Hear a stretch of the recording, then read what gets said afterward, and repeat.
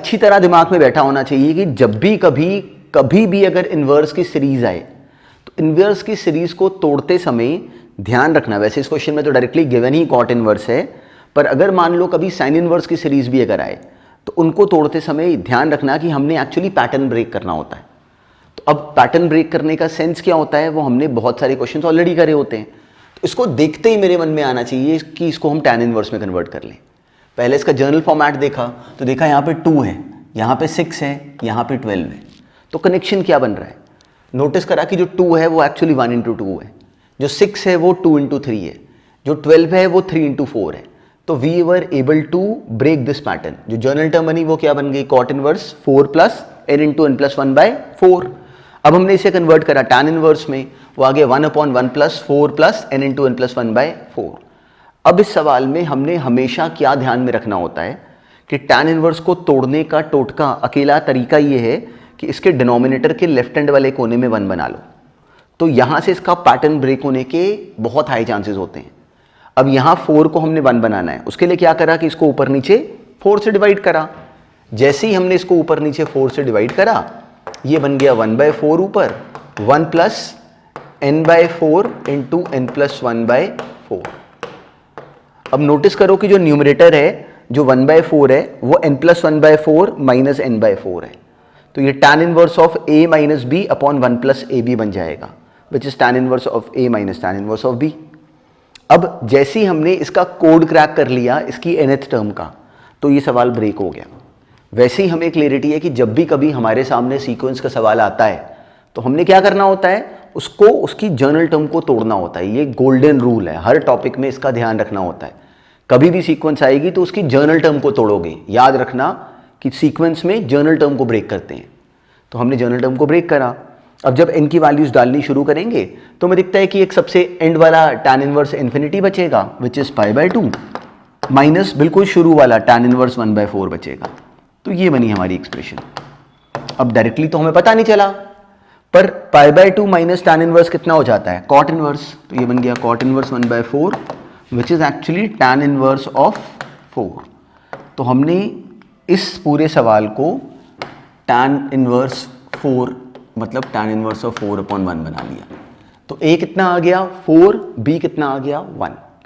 a 4 आ गया, b 1 आ गया। अब हम ऑप्शंस पे गए, a b से बड़ा है, बिल्कुल ठीक। a³ + b³ 9 है, नहीं है। c हमने देखा सेकेंड इनवर्स ऑफ a/2 मतलब second inverse of 2 is less than equal to cosecant inverse of 1। That was correct. वो छोटा होगा, कोसेकेंड इनवर्स 1 कितना हो गया, डायरेक्टली π/2। तो हमें क्लियरिटी कि ये भी करेक्ट है। तो हमारा आंसर क्या बना, a और c। डायरेक्टली यहाँ पे कॉस इनवर्स ऑफ bi इस केस में b कितना है 1 ही है। साइन इनवर्स ऑफ b की पावर j, कोई सेंस नहीं, डायरेक्टली 1 ही था। तो इस केस में ये वैल्यू मैच नहीं कर रही है, तो ये हो गई रिजेक्ट। तो जो पर्पज़ है उस पर्पज़ को आइडेंटिफाई करो कि इन सवालों में जब हमें एक बार बात समझ में आ जाए तो उसके बाद काम कोई स्पेशल नहीं होता। इसको देखते ही हमारे माइंड में ट्रिगर करना चाहिए था कि ये सीरीज़ है, सीरीज़ में क्या करते हैं, जर्नल टर्म को तोड़ते हैं। तो this was just another example. अब नेक्स्ट करो। अब इसका सही आंसर थे एक्चुअली ए, बी और सी। अब देखो इनको ब्रेक करना भी था सिंपल ही।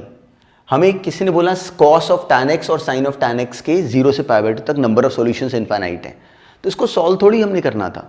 ये सोचो कि एक तरीके से cos θ = sin θ है। तो cos θ = sin θ के सॉल्यूशंस कितने बनते हैं, थीटा की अलग अलग वैल्यूज के लिए हर बार इनका आंसर कहाँ बनता है, सेम, फर्स्ट क्वाड्रेंट में और थर्ड क्वाड्रेंट में। cos θ sin θ के बराबर कब होता है, इन जनरल nπ + π/4 पे। तो जब इस सवाल में थीटा को देखो, थीटा क्या था, tan x।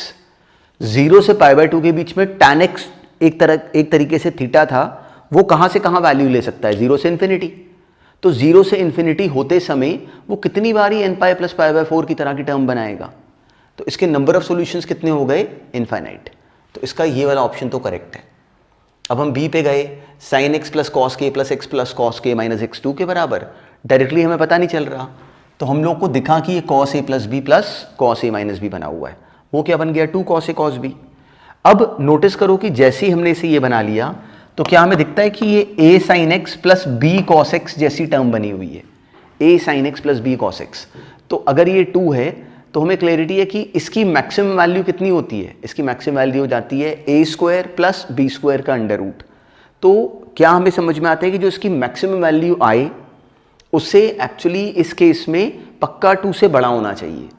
अब एक बात सोचो कि जो इसकी जो मैक्सिमम वैल्यू है वो हो गई 1 स्क्वायर प्लस 4 कॉस स्क्वायर के, इसका जो अंडर रूट हो उसे पक्का छोटा होना चाहिए 2 से। क्यों? अगर वो 2 से, अगर मान लो अगर उसे पक्का 2 से बड़ा होना चाहिए, अगर वो 2 से छोटा हो गया, अगर वो 2 से छोटा हो गया तो इसकी मैक्सिमम वैल्यू 2 नहीं हो पा रही, तो फिर नंबर ऑफ सॉल्यूशंस कितने होते हैं? 0। तो for this equation two have a solution हमें समझ में आता है कि इसको 2 से बड़ा होना चाहिए था। तो वहां से हमें क्या मिल गया कि 4 cos स्क्वायर ए आ गया, 4 cos स्क्वायर ए आ गया on squaring directly greater than equal to 3। Square करा 4 - 1 दैट इज 3, cos स्क्वायर के आ गया 3/4 से बड़ा, वहां से डायरेक्टली sin स्क्वायर के आ गया 1/4 से छोटा, तो वहां से sin के का मॉड आ गया 1/2 से कम। नेक्स्ट था 4 sin 2x plus cos x बराबर हो 5 के। इसमें कोई दिमाग नहीं लगाना था, सिंपल सी बात सोचनी थी कि ये 4 sin theta plus cos alpha given है कि 5 है। तो अब ये तभी पॉसिबल है जब ये 1 हो जाए और ये भी 1 हो जाए, तभी तो 4 + 1 मिला के 5 बनता, इसकी मैक्सिमम वैल्यू। तो अब ये सोचो कि ये कब बनता 5? जब sin 2x हो जाए डायरेक्टली 1 और cos x हो जाए 1। अब sin 2x 1 हो जाए और cos x 1 हो जाए, ऐसा कभी पॉसिबल ही नहीं।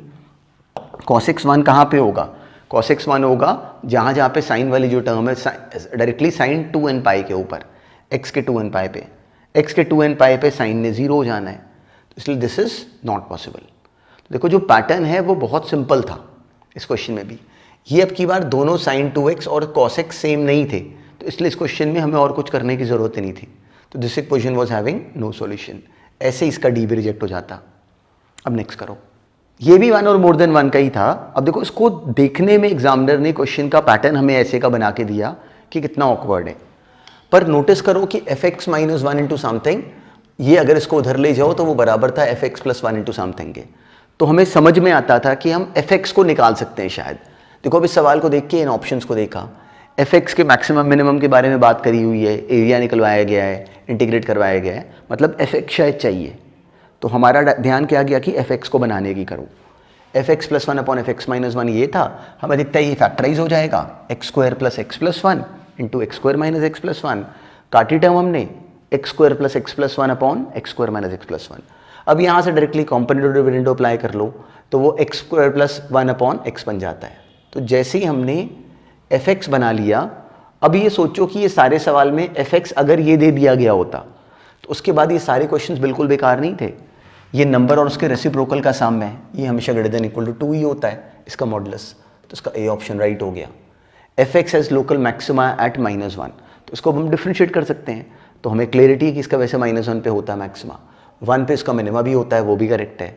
और फंक्शन कैसा है? ऑड फंक्शन है, तो ऑड फंक्शन इंटू ये इवन फंक्शन -a से a हमें टेम्प्ट करवाता है कि इसमें ऑड इवन की बात लग सकती है। हमने देखा है तो ऑड फंक्शन है, ऑड इंटू इवन क्या बना? ऑड फंक्शन, -a से a तक उसका इंटीग्रेशन 0। तो इस सवाल में एग्जामिनर ने हमें डराया ज़्यादा।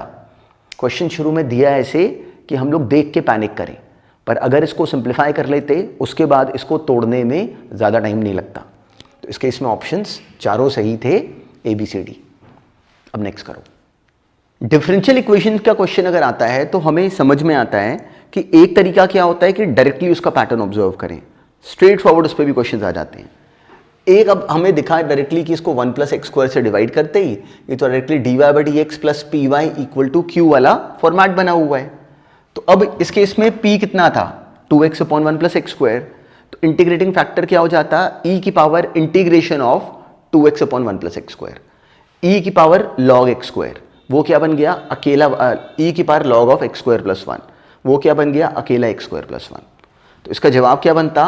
y × if = दिस × if का इंटीग्रेशन, मतलब 2x का इंटीग्रेशन x² + c। तो देखो सवाल कितना बेकार था, बस हमने देखो अब जब प्रैक्टिस कर रहे हो ना एडवांस के साथ में, तो मेन चीज़ क्या होती है? डर। हमने इतने ज़्यादा बच्चों का सुना होता है कि एडवांस ऐसा और पेपर वैसा और इसको टच नहीं कर पाओगे, ऐसे नहीं होता। हमारा काम क्या होता है? उस सवाल को पढ़ के लेके आना कि भाई ये कहाँ से बना दिया, हमारे नोन काम में से। तो हर बार उस क्वेश्चन ने हमारे नोन काम में से ही बना होना है, तो उसी कोड को क्रैक करना विद कॉन्फिडेंस हमारा काम है। हमने देखा देखने में टर्म अजीब ही होंगी, कभी ऐसा नहीं होगा कि 2 + 2 की तरह का सवाल हो, उसी को ही हमने क्रैक करना है। तो अब जैसे हमने टर्म बनाई, f0 हमें गिवन था कि 2 है, हमने x को 0 डाला, वहाँ से c2 आ गया, तो हमारे पास फंक्शन रेडी हो गया which is x square plus 2 upon x square plus 1। यहाँ पर सिंपली 1 को अलग कर लो तो 1 plus 1 upon x square plus 1। इसके बाद उसमें कोई ट्रिक नहीं है। उसने बोला कि neither even non odd function है, गलत है, ये इवन फंक्शन है, तो ये ऑप्शन तो गलत हो गया। इंक्रीजिंग है, डिक्रीजिंग है, अब क्लियर हमें दिखता है वैसे ही बिना सॉल्व करे भी कि जो 1 अपॉन एक्स स्क्वायर प्लस 1 है, इसमें जब x को 0 लोगे तो ये मैक्सिमम वैल्यू बना लेगा, उसके बाद घटेगा, तो इसका बी ऑप्शन अपेरेंटली राइट है। हमें बी ऑप्शन दिखा कि वो तो करेक्ट है। x intercept of normal on graph of this at x is equal to 1 equals to 1/4। ये सिंपल है, इसको डिफरेंशिएट करा लो, x को 1 डाला, मतलब मेन काम क्या था, इस कोड को क्रैक करना, तो इसका सी भी राइट आता है, area bounded between this and x is equal to 1। तो इसको हम लोगों ने 0 से लेके 1 तक इंटीग्रेट कर लिया, ये सिंपल ही था। देखो उसके बाद क्या हमें रियलाइज होता है कि जो टास्क है that was very straight forward. तो इसका डी भी राइट था, बी भी राइट था और सी भी राइट था। मेन काम क्या था कि बस हम शुरू में पैनिक ना करें, एफ बना लें। अब नेक्स्ट करो। अब ये पैसेज है, ये क्वेश्चन और नेक्स्ट क्वेश्चन दोनों इसी पैसेज का पार्ट हैं।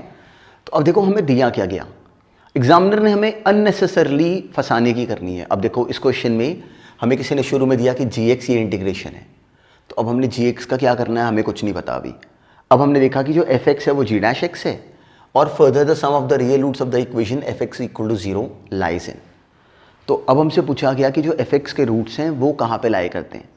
तो अब इस सवाल में बहुत सारी बातें हो सकती थी, पर इस पर्टिकुलर क्वेश्चन में हमें दिखता है कि डायरेक्टली gx को पहले सॉल्व करने का कोई सेंस नहीं बन रहा था।